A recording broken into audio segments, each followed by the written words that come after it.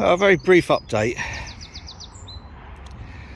My last update was about the ongoing fraud, and I mentioned in there that I just really wasn't well enough to deal with it. And I think that kind of freaked a few people out. So this is just to say that I'm still alive and kicking. Well, not actually, not kicking, but I am alive.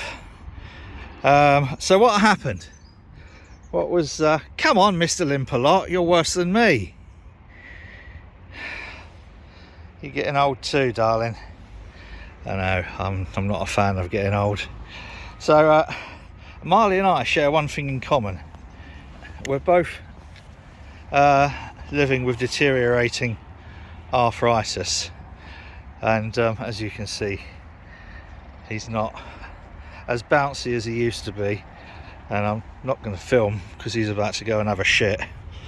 Yeah, so what happened was all of my fingers just became exceptionally painful, as did my toes, as did my knees, as did my hip. That kind of coincided with me being really a little bit fed up with the world, really. And I'll just show you what Marley and I both do sometimes, which is, even if we're struggling a little bit, every now and then, whether it's physical or mental, we can both do this, which is, I class that as the arthritic equivalent of pulling a rabbit out of the hat. So the arthritis was just terrible. Everything else coincided and colluded to just fuck me up a little bit. Lots of things. The truck, the brewery, the club, getting our little mustn't grumble ready to go off to Jeff and Sandra, trying to deal with boat yards to get some work done, not being able to do the stuff myself which I would normally be able to do, plus the ongoing situation in this country of having a government that doesn't really give a flying fuck, and consistently breaking the law over lockdown, when, just as an example, all right, I'll give you three little things just as an example. One is, I mustn't grumble should have gone 2 years ago to our new owners, Jeff and Sandra. They've been pretty much in prison in Australia because they've had the most draconian lockdown. I mean, the upside of that is we had the most wonderful escape last summer. That was sort of almost prompted by me having other concerns health-wise, and then wanting to sorry, as the wind might have got the camera a little bit there, so I wanted to have a last. Anyway, that's irrelevant when I talk about that. So that's one example, was Jeff and Sandra being imprisoned. The other was couldn't spend Christmas or birthdays or any other visits with me 93, this year 94-year-old mum. And the other thing that really fucked me off, all right darling, are you ready? Come on then, ready? I shouldn't really run him around too much like that, should I?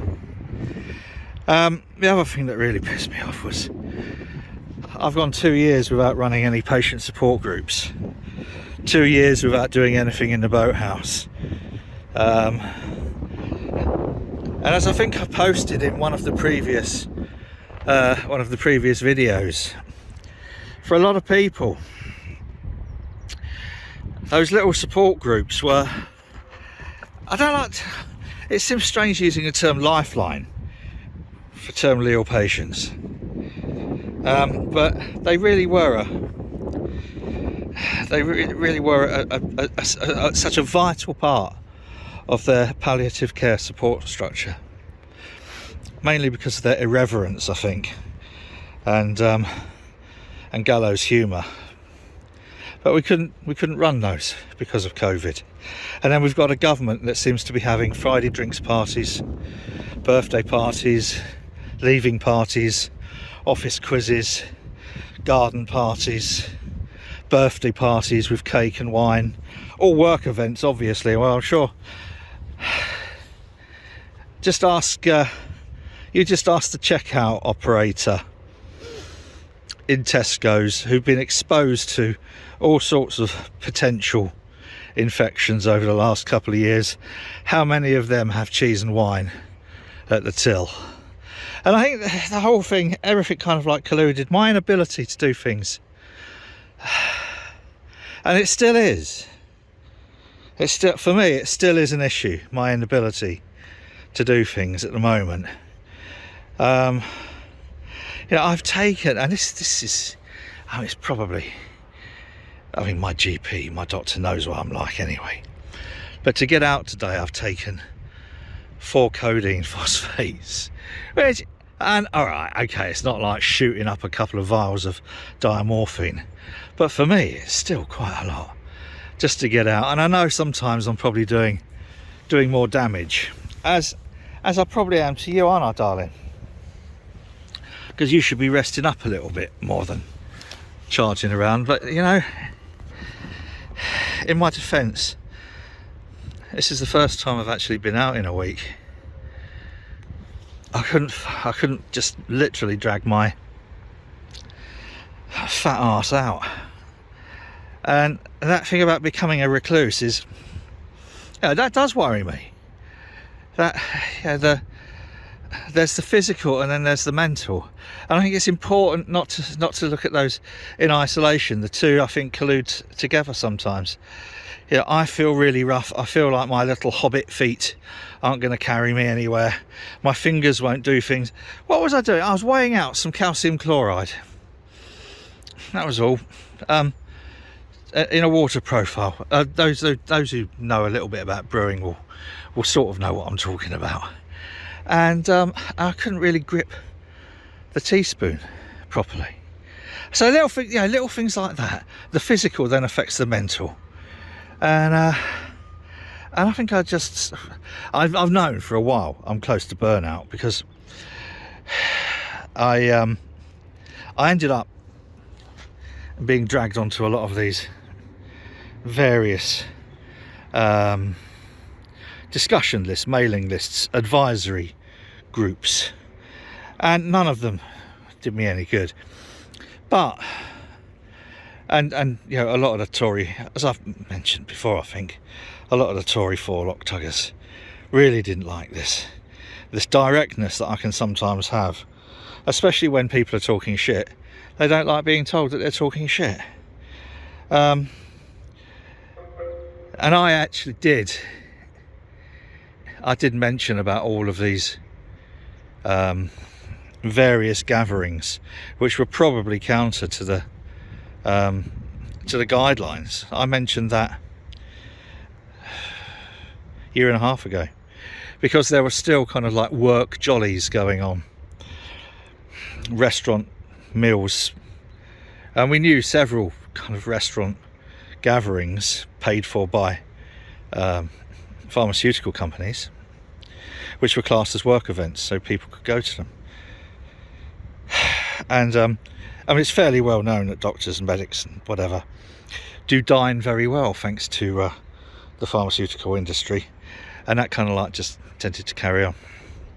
So that's where I've been, and unfortunately, if you see my decrepit fingers aren't getting much better.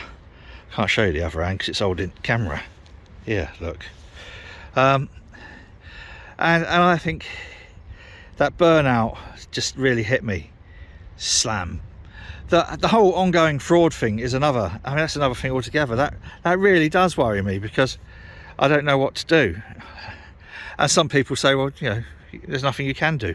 And I think, yeah, and that makes it worse. There is nothing that any of us can do. Yeah, you report it to places like Action Fraud and the National Cyber Crime Security Centre, NCSC, and they come back with nothing we can do. Well, there's a lot they can do. There's an awful lot they can do. They could go on to Nominet and say this is a fraudulent website. You control the UK namespace, so just terminate the domain. But they won't. For some reason, they can't, won't, whatever. So I don't know. So that didn't help either.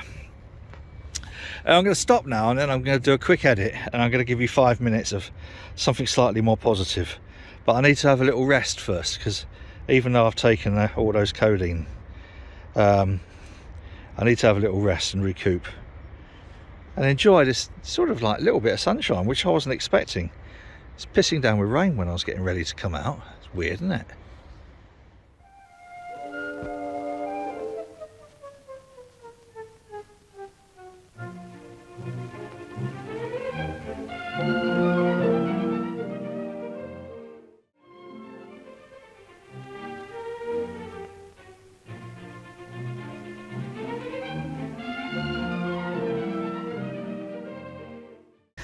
First thing you may notice,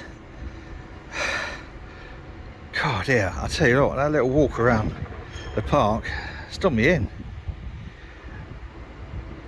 First thing you may notice is we've swapped boats around. This is so getting on top of Moss and Grumble is going to be easier, just to sort a few little bits of paint out, and a few other little things that we need to do. We moved them around on Saturday. The way we did it was we sailed Mustn't Grumble up next to Olin Watter and tied on front and back, and then zoom out. No, right. And then we undid Olin Watter, and the wind caught us and took us right the way over there. And the way I brought it back and moored the two together was by using Mustn't Grumble. This is the most manoeuvrable boat, and it is overpowered with a Beta Marine 43 engine in there. It's overpowered for, you know, for doing things like rivers, like the Trent, etc. But yeah, and I thought, have we sold the wrong boat? Because and so, you know, it was like a tug, just perfectly manoeuvred Olin Watter where she needed to be. So that's that. And a few people have asked where the final videos are from the trip, and they're waiting to be edited. I just haven't edited them.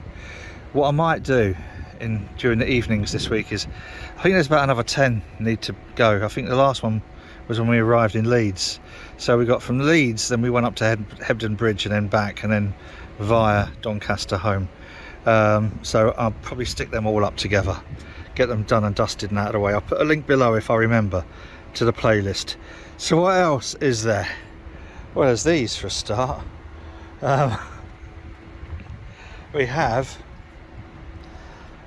the first of 2 palletfuls of barrels. These are 200 litre whiskey barrels, which are going to be eventually, not for a while, but these will be our next barrel aging project, which will go in the outside brewery and cellar, which is, and here's the next little thing. You might notice that our little Grumble Expedition 101 forward control Land Rover here has moved forward.